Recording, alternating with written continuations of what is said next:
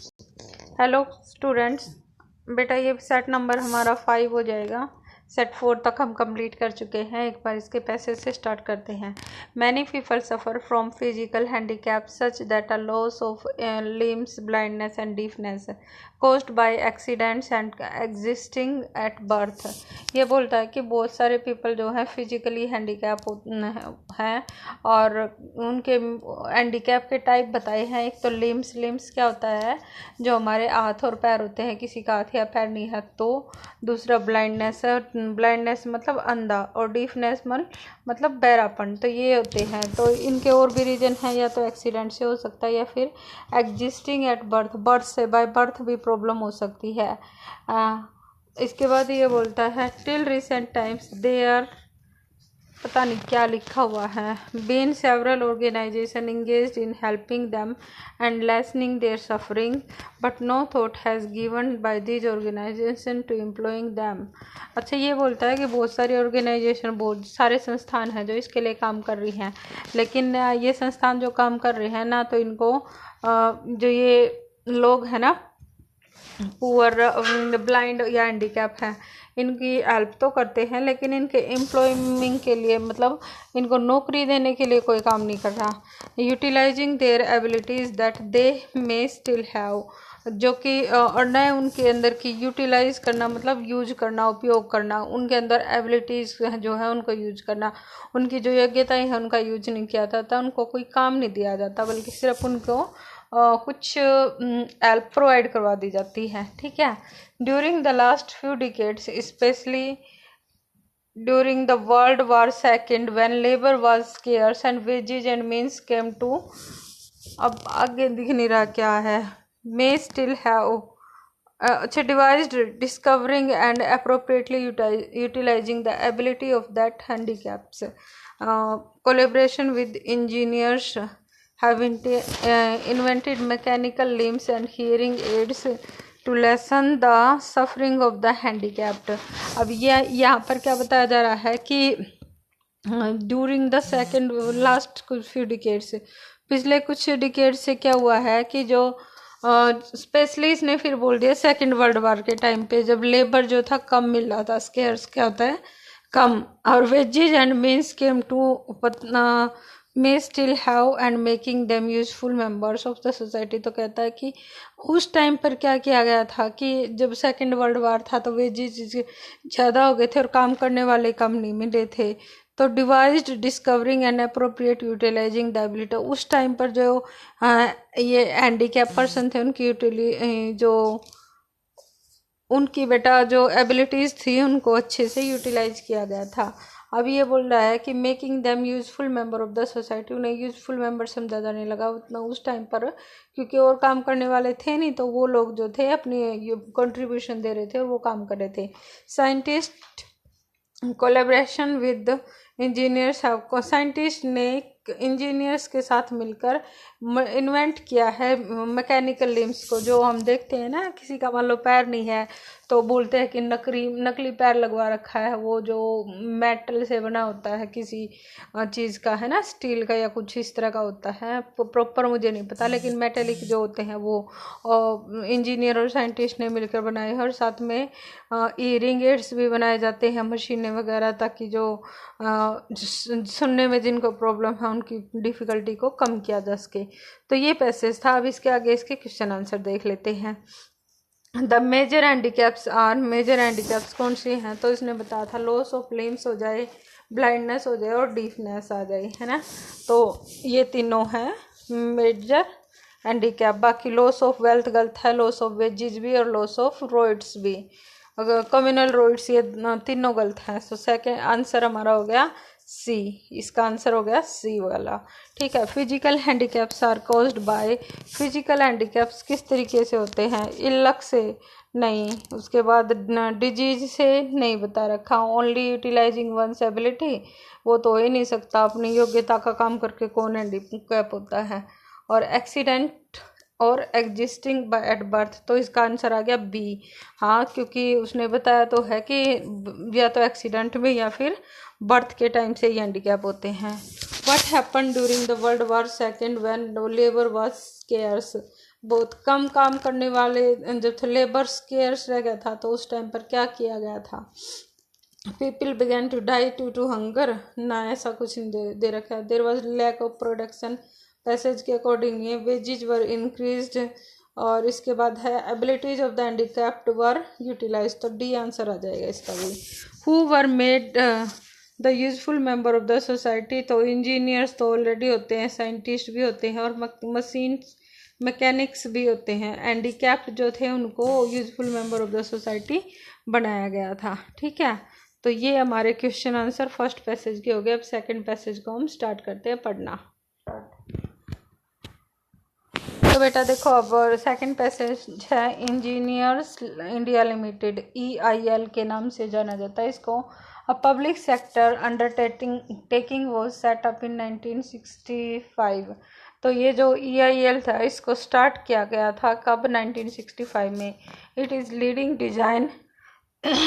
Leading design and engineering company in the field of petroleum, refineries होगा शायद, refineries, petrochemicals, oil and gas processing, offshore structure and platforms।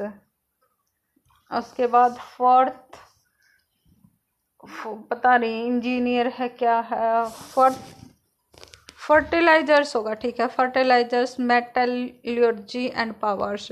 तो EIL के ये सारे इन चीज़ों में ये लीडिंग है, किसमें? पेट्रोलियम रिफाइनरीज में, मेटलर्जी में एंड पावर्स में, petrochemical, oil and gas processing, इन सारी चीज़ों में। ठीक है, the service provided by EIL include design, तो कौन सी सर्विसेज जो है EIL प्रोवाइड करती है? इंजीनियरिंग डिजाइन बनाती है, इंजीनियरिंग प्रोजेक्ट मैनेजमेंट करती है, तो ये इसके काम हो गए। और इसके अलावा स्पेशलिस्ट किन सर्विसेज में है? Specialist services in the areas of environmental energy maintenance, risk analysation, energy conservation and advance control and optimisation. ठीक है, it has 2 credits over 400 assignments including 250 major projects। EIL has exported its service to number of countries in Asia and Africa। तो ये सारी चीज़ें होगी भाई, है ना। अब इसके क्वेश्चन आंसर और देख लेते हैं। ये लास्ट में क्या बताया है इसका वो तो बताया नहीं मैंने, चलो ट्रांसलेशन। और कि जो EIL है वो इंडिया के अलावा 4000 असाइनमेंट्स चल रहे हैं, उसके 250 मेजर प्रोजेक्ट्स चल रहे हैं। तो क्या है, 4000 असाइनमेंट है, प्रोजेक्ट चल रहे हैं, मतलब बहुत सारी कंट्रीज के साथ इसकी डीलिंग हो रही है। और ये कंट्री जो है इंडिया तो है ही, और इंडिया के बाहर जो एशिया और अफ्रीका कॉन्टिनेंट है ना, महाद्वीपों में, दूसरे महाद्वीपों में भी ये काम कर रही है। तो ये हमें पता चला। ठीक है, इंजीनियर्स इंडिया लिमिटेड इज़, क्या है engineers India limited? Petroleum company, a leading design and engineering company. और पेट्रोलियम कंपनी तो नहीं थी, देखो यहाँ पर ये लाइन क्लियर दे रखी है, it is leading design and engineering company, है ना। तो an engineering training organisation project only in the private sector within India, तो बट ये आ गया बी। ठीक है, engineer India limited handles only government project, नहीं। उसके बाद project both India and abroad, ये राइट आंसर है। Project only within the country, ये भी नहीं है। सारे ऑप्शंस को पढ़े बिना ठीक नहीं कर सकते हम। ठीक है, एक बार देख लेते हैं। Project only in the private sector, तो यही है। इंडिया में भी और इंडिया के बाहर एशिया और अफ्रीका का एग्जाम्पल दे रखा, वहाँ पर भी जो है ये अपने प्रोजेक्ट को हैंडल करती है। चलो नेक्स्ट पेज पे मूव करते हैं बच्चों। नेक्स्ट क्वेश्चन है बच्चों, engineering India limited does not deal in which of the following areas, कौन से एरियाज हैं जिनमें वो डील नहीं कर रही है? तो कौन सा है भाई? देखो, कंस्ट्रक्शन मैनेजमेंट था इसका, ईट एंड ट्रांसफर मैनेजमेंट भी था, इन्वायरमेंटल मैनेजमेंट भी था, तो ये नहीं था सीमेंट एंड मैन्युफैक्चर वाला। तो जो 7th है उसका राइट ऑप्शन क्या हो गया? डी। ठीक है, 7th का राइट ऑप्शन हो गया D. The services provided by engineers India limited includes, कौन सी सर्विस प्रोवाइड करवाता है? Commissioning assistant, financial help, water harvesting, expert duty clearance.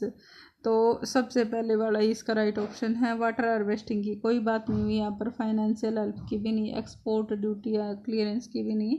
तो राइट ऑप्शन कौन सा हो गया? सी, ए वाला, A. Engineering India limited provide specialist service in, special service किस में है? प्रोक्यूरमेंट, देखो है तो सही, प्रोक्यूरमेंट सर्विस भी थी, कंस्ट्रक्शन मैनेजमेंट भी था, प्रोजेक्ट मैनेजमेंट भी था, लेकिन ये यहाँ पर पूछ रहा स्पेशलिस्ट सर्विस किस में है। तो स्पेशलिस्ट सर्विस का में जहाँ पर इनका आया था वो था रिस्क मैनेजमेंट का, रिस्क एनालिसिस। एक बार दिखाती हूँ मैं आपको कहाँ पर है वो। वैसे देखो ये सी ऑप्शन हो गया अपना, लेकिन पैसेज में दिखाती हूँ कहाँ पर रिस्क एनालिसिस का यूज जो उसने दिखाया था। ये देखो बेटा यहाँ पर लिख रखा है रिस्क एनालिसिस लिख रखा है ना, और कहाँ पर किस लाइन स्पेशलिस्ट सर्विस जो आती है उनके बाद। और ये procurement, construction management and project management, ये स्पेशल नहीं, ये सिंपल सर्विसेज में था इसका, तो ये राइट ऑप्शन है। ठीक है, अब देख लेना आपकी बुक में क्या आंसर दिया हुआ है इसका। क्वेश्चन नंबर 10 देखो बेटा, he dash the bell while I was writing a letter.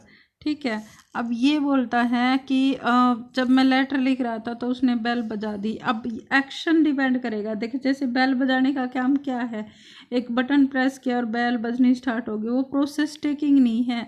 जब अगर मैं बोलती कि मैं लेटर लिख रही थी और वो बुक पढ़ रहा था, है ना, तो उस टाइम पर तो क्या होता है, बुक पढ़ने में टाइम लगता है, तो यह वाइल के साथ जो हम क्या लगाते, he was reading a book while I was writing a letter, तो इस तरीके से हो जाता। लेकिन अब क्या है इस सेंटेंस में कि रिंग जो है वो शॉर्ट प्रोसेस है, बहुत कम टाइम के लिए चलने वाला प्रोसेस है, तो इसमें हम कर देंगे he dash the bell while I was writing letter, was writing past tense है तो रिंग भी कट गया और इज रिंगिंग भी हट गया। अगर प्रोसेस लंबा चलने वाला नहीं होता, अगर प्रोसेस शॉर्ट टर्म वाला होता तो वॉज रैंग लगा देते हैं, क्योंकि जैसे बेल बजाना थोड़े से बहुत कम टाइम का प्रोसेस है तो रैंग हो जाएगा। अगर लंबा होता तो फिर वाज वर्ब के साथ आईएनजी यूज करते। ठीक है, we shall not go out, हम बाहर नहीं जाएंगे। देखो ये कंडीशनल सेंटेंस है, सिंपल अपना विल और शैल के साथ फर्स्ट फॉर्म का यूज है, तो दूसरी साइड एक ही फॉर्म बनती है हमारे पास, first form of the verb, तो यहाँ पर रेंस आ जाएगा। कंडीशनल सेंटेंस करे है ना, 3 कंडीशन बनती है जिनमें प्रेजेंट की कंडीशन बनती है, तो विल शैल के प्रेजेंट की कंडीशन कैसे बनती है, विल और शैल के साथ फर्स्ट फॉर्म और इफ़ का यूज होता है। देखो ये कंडीशन नहीं की है उन्हें, विल होता है या शैल होता है, उसके बाद इफ़ आता है और इफ़ के साथ फिर हमारी फर्स्ट फॉर्म या एस और एस लग जाता है ना, ये कंडीशन है। तो पूरा का पूरा सेंटेंस इफ़ आ गया है, उसके बाद शैल नॉट गो आ गया, तो रेन सी ऑप्शन बचता है। ठीक है, उसके बाद देखो बेटा, they dash the work a week ago, ago हो गया, बिफोर हो गया, है ना, येट हो गया, इस तरीके सेंटेंस जब आ जाए ना तो क्या करते हैं हम, हैव फिनिश्ड, उन्होंने 1 सप्ताह पहले ही काम स्टार्ट किया है या ख़त्म किया है। एक ऑप्शन हमारे पास हैव फिनिश्ड है, चलो एनिमेट करते हैं। देखो कैन फिनिश तो नहीं आ सकता, पास्ट में काम हो गया है ना। और दूसरा सेंटेंस क्या है हमारा, ये देखो यहाँ पर भी फिनिश दे दिया और यहाँ पर भी फिनिश दे दिया, और ये है हैव फिनिश्ड। तो इस तरह के सेंटेंस में थोड़ा सोचो, एक बार सोचो, मैंने आपको बताया था इस सेंटेंस जैसे I have taken my lunch, देखो ये सेंटेंस है I have taken my lunch, एक सेंटेंस तो ये हो गया। और दूसरा सेंटेंस क्या हो गया, आई टुक माई लंच, और इसके साथ में टाइम दे दूँ कोई, है ना, कैसा टाइम दे दिया मैंने, जैसे बोल दिया 1 o'clock, 1 बजे कर लिया था। तो जब भी टाइम गिवन होता है तो क्या लगता है, या यस्टरडे है या एगो है ना, इस तरह का क्या होता है, a year ago, a week एगो, तो यहाँ पर पास्ट फॉर्म यूज करते हैं। तो हमें अब इस चीज़ को समझना है, दोनों टेंस जो होते हैं ना, परफेक्ट भी और पास्ट इंडेफिनेट भी, प्रेजेंट परफेक्ट और पास्ट इंडेफिनेट दोनों में ही एक्शन कंप्लीट है। लेकिन अगर एक्शन टाइम दे के कंप्लीट हो रहा है, 1 सप्ताह पहले काम कर लिया था, ठीक है, अ ईयर अगो इस जैसे मैं बोलूँ कि उन्होंने 1 साल पहले ही एक काम ख़त्म कर लिया था, है ना।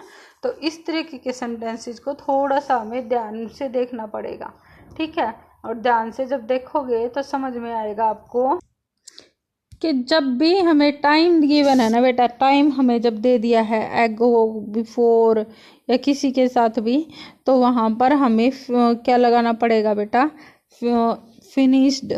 अब दोनों में फिनिश दे दिया है, कौन सा ए ऑप्शन ठीक करोगे या सी ऑप्शन ठीक करोगे, तो ये आपको देखना है। तो क्वेश्चन मेरे अकॉर्डिंग से तो ये डाउट में है, क्योंकि दोनों ऑप्शन फिनिश्ड कैसे दिए ये वो ही समझे भाई, ठीक है। नेक्स्ट चलते हैं बेटा।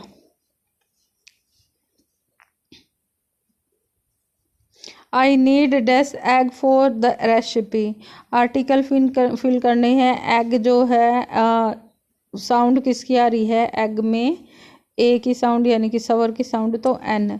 I need dash milk. Milk जो है बेटा क्या होता है, काउंटेबल और नॉन काउंटेबल। और आर्टिकल जब किए थे हमने, तो आर्टिकल में मैंने आपको बताया था कि हमारे पास जब भी आर्टिकल में क्या आ जाए, काउंटेबल और नॉन काउंटेबल होते हैं, नॉन काउंटेबल या अनकाउंटेबल जो नाउन आ जाती हैं, तो उसके साथ कोई आर्टिकल नहीं लगता यहाँ पर।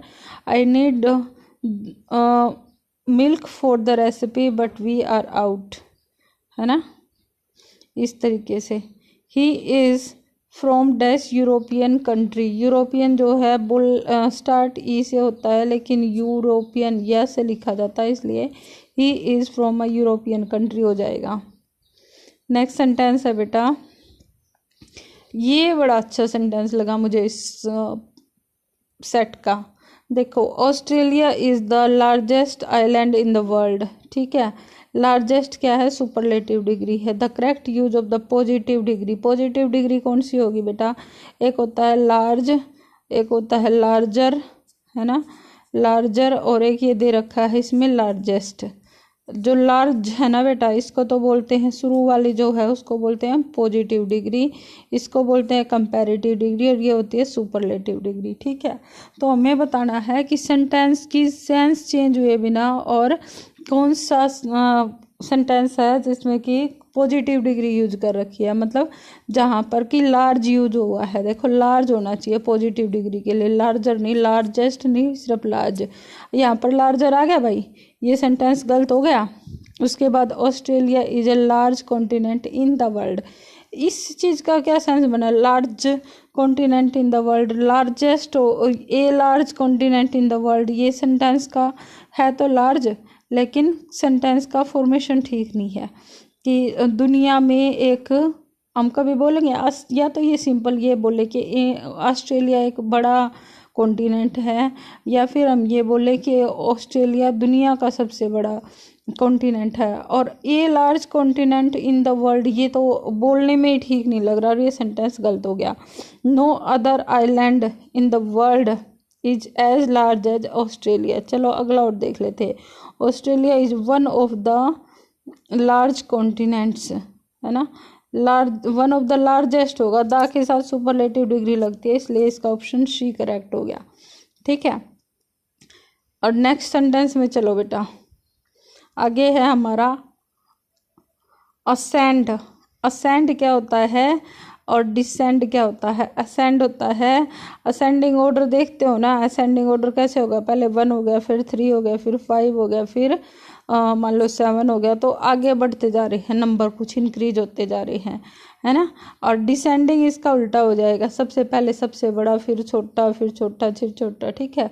तो असेंड का हमें उल्टा बताना है। अब असेंड का बताना है, असेंडिंग नहीं है यहाँ पर, तो असेंड का हो जाएगा डिसेंड। गो अप तो इसका सिनोनियम होगा क्लाइंब, भी चढ़ना होता है। डिसेंट का मीनिंग ही कुछ अलग है। डिसेंट का मतलब होता है जैसे बहुत शानदार, बहुत मतलब डिसेंट बिहेवियर होता है। डिसेंट मतलब सभ्य बिहेवियर, इस तरह का कुछ मीनिंग निकलेगा। अच्छा, लायबिलिटी जो होती है ना, उनको बोलते हैं कर्जा, देनदारी, है ना। और रिस्पॉन्सिबिलिटीज तो अलग ही होगा, कर्तव्य, ड्यूटी भी कर्तव्य होता है। लाइकली मतलब लाइकलीहुड, इस तरह का कुछ मीनिंग आ जाएगा, पसंदीदा। असेस्ड जो होता है ना, उसका मतलब होता है आपकी संपत्ति, ठीक है। तो असेस्ड जो है इसका मीनिंग आ जाएगा। अब नेक्स्ट है मिस स्पेल्ट वर्ड, बहुत ज़्यादा अच्छा क्वेश्चन पूछ रखा है भाई ये। स्टार्टिंग में एकदम देखने से ये लगता है कि एक्सप्लेनेशन की स्पेलिंग ठीक है ना। एंटरटेन एग्जामिन भी ठीक लग रहा है, अगर कोई ऐसे ही गलत करेगा तो इसको गलत कर देगा, लेकिन फिर डीप में थोड़ा सर्च करके देखा तो इसका जो राइट आंसर निकला वो निकला एक्सप्लेनेशन, है ना। एक्सप्लानेशन होता है, ये एक्सप्लेनेशन नहीं होता, एक्सप्लेन होता है और एक्सप्लानेशन होता है, एक्सप्लानेशन, ठीक है। तो ये एक आई इसमें एक्स्ट्रा लगा रखी है और बहुत लेट ध्यान गया इस पर, सच बता रही हूँ। क्वेश्चन बहुत अच्छा था ये, क्यों? क्योंकि हम एक्सप्लेन की स्पेलिंग क्या लिखते हैं, EXPLAIN, और उसी के साथ हम लगा देते हैं एक्सप्लानेशन, लेकिन ये आई हट जाता है। तो जो आपका रॉन्ग मिस स्पेल्ट वर्ड है यहाँ पर, ये है बेटा ये वाला एक्सप्लानेशन, ठीक है। अब यहाँ पर नेक्स्ट पार्ट जो है क्वेश्चन नंबर 20 से 22, इसमें फाइंड द एरर का है। अच्छा, ये सेंटेंस तो आपको दिख रहा होगा शायद, लेकिन मैं टिक करूँगी तो वापस हो जाएगा। फिर ये लिख रखा है 20 सेंटेंस में, I am envious about his success. तो एनवियस वर्ड है ना ये, एनवियस का मतलब होता है जलन होना, किसी चीज़ से जलना, ठीक है। और एनवियस के साथ जो प्रपोजिशन लगती है वो ऑफ लगती है, एनवियस ऑफ होता है, ऑफ हिज सक्सेस, ठीक है। तो I am not envious of his success होना चाहिए, अबाउट नहीं होना चाहिए। और इसके बी पार्ट में जो है करेक्शन है, बी पार्ट रॉन्ग है आपका। नेक्स्ट देखते हैं बेटा। नेक्स्ट पार्ट है students, I waited for my friend until his arrival. अच्छा, अगर यहाँ पर इस पार्ट में मैं लिख देती ही अंटिल ही अराइव्ड, ठीक है, जब तक वो नहीं आया या जब तक वो नहीं आया था, लेकिन अराइवल का मतलब है उसके पहुँचने तक। और अंटिल जो होता है ना वो तो नेगेटिव में यूज होता है बेटा, अंटिल जो है ना ये अंटिल का मतलब होता है जब तक नहीं, तो अंटिल यहाँ पर गलत है, इस बी वाले पार्ट में मिस्टेक है, और अंटिल की जगह हमें ठीक करना चाहिए इसको till, till he come, until he come की बजाय हमें करना चाहिए यहाँ पर टिल ही अराइवल, कम तो है ही नहीं, चलो। अच्छा, नेक्स्ट सेंटेंस है, the tree is very high that I can not climb. ये इतना की वाले ही सेंस बन रही है, और दैट के साथ जो कंजंक्शन होती है वो सो होती है। एक पिछले पेपर में भी कौन से में किया था हमने, देख लेना। लेकिन पेयर किसका बनता है, सो का और दैट का बनता है, ठीक है। तो यहाँ पर वेरी जो पार्ट लिख रखा है ना, वेरी, इसकी जगह क्या होना चाहिए, सो। और करेक्शन जो करनी पड़ेगी वो बी में है, एरर जो है बी वाले पार्ट में है। तो यहाँ पर the tree is so high, यहाँ पर ये होना चाहिए that I can not climb it, तो वेरी गलत है और यहाँ पर सो आना चाहिए था, ठीक है। अब नेक्स्ट देखो बेटा, ये है हमारा सेंटेंस रीअरेंजमेंट का, 4 पार्ट दिए हुए हैं, उनमें से अरेंज करना है। देखो, इट इज़ ओनली, ठीक है, इट इज़ ओनली ये ह्यूमन लाइफ भी हो सकता है और हेल्दी चेंज भी हो सकता है। अभी डिसाइड नहीं कर रहे हैं, सीधे आंसर नहीं बता रही, करने का तरीका देखो। That glorifies and make it interesting and charming. क्या हेल्दी चेंज क्या इंटरेस्टिंग और चार्मिंग हो सकता है? चेंज थोड़ी इंटरेस्टिंग और चार्मिंग होगा, लाइफ होगी ना चार्मिंग तो।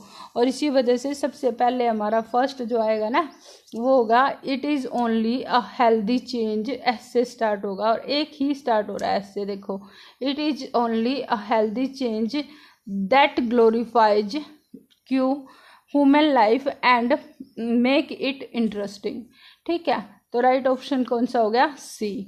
देर is no doubt, okay, there is no doubt dash the children grow more but the growth may not depend on length of sleep when asleep, ठीक है। तो सबसे पहले हो गया हमारा there is no doubt that children grows more, P सबसे पहले आएगा भाई, पी 2 में दे रखा है, PBSB, ठीक है। तो एस कन्फर्म हो गया, the children grow more when asleep, okay. उसके बाद आ जाएगा आपका but the growth are may not depend on length of the sleep. तो क्या बन गया हमारा सीक्वेंस, PS और उसके बाद फिर आ गया RQ, तो जो सी जो है वो राइट ऑप्शन हो गया, PSRQ। ठीक है। When he dash did not know, he was nervous and what to do। Okay, when he के बाद ही सब्जेक्ट है, इसके बाद तो क्या आएगा हमारे पास, वर्ब ही आनी चाहिए। तो वर्ब पी में दे रखी है और आर में दे रखी है। कितने सेंटेंस है, एक पी से स्टार्ट हो रहा है और एक आर से स्टार्ट हो रहा है। अब देखो, when he did not know से के बजाय when he heard the hue and cry at midnight, उसके बाद he was nervous and didn't know what to do। तो राइट सीक्वेंस आर के साथ बन रही है, आर, उसके बाद he was nervous and did not know, P, और उसके बाद S। ठीक है, RQPS। तो ये सीक्वेंस जो है सी वाले में ही है हमारे में, इसमें। तो एक बार दोबारा से बताती हूँ बेटा सारों के आंसर फिर। तो सबसे पहले हमारी सीक्वेंस थी ये वाली कि human life a healthy change. Okay, it is only a healthy change that glorify, SQ। तो SQ वाला तो ये अकेला ही है, सी ऑप्शन था। देर इज़ नो डाउट, अच्छा, इसके बाद था that children grows more when asleep, और बट द ग्रोथ में not depend on, SPRQ। Okay, और देर इज नो डाउट, अच्छा पी था बेटा, PSRQ, ये सी वाला इसका है। और इसके बाद है हमारा व्हेन ही हार्ड, आर से स्टार्ट हो रहा है, आर से एक ही है, और ये वाला सी वाला। तो तीनों का इनका आंसर हमारा सी आ गया। और इस तरीके से बेटा ये है हमारा सेट नंबर 5, इसको कंप्लीट कर लिया है। और बताना किस क्वेश्चन में कहाँ पर है। कुछ स्टूडेंट्स तो बहुत अच्छा रिप्लाई कर रहे हैं, इवन गाइडेंस मिलती है, दोबारा देखने और सोचने का मौका मिलता है। तो ज़रूर देना, बताना बेटा कि कौन से क्वेश्चन का आंसर बुक में अलग दे रखा है। देखते हैं फिर उसको। Till then take care and good bye.